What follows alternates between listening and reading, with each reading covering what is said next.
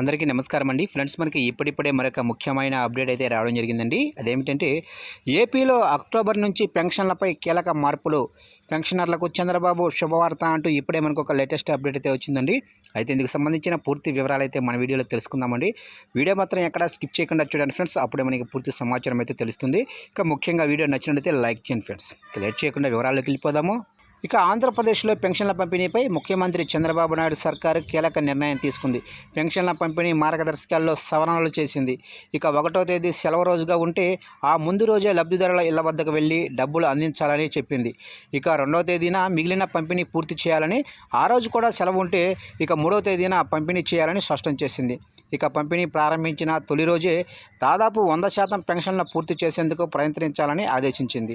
ఇక కూటమి ప్రభుత్వం అధికారంలోకి వచ్చి 100 రోజులు అవుతున్నందున చేపట్టాల్సిన కార్యక్రమాలపై భేటీలో నిర్ణయం తీసుకున్నారు. ఈ నెల 20 నుంచి 26 వరకు ఎమ్మెల్యేలు ఇంటింటికి వెళ్లి 100 రోజుల పరిపాలనను వివరించేలా కార్యాచరణ రూపొందిస్తారు.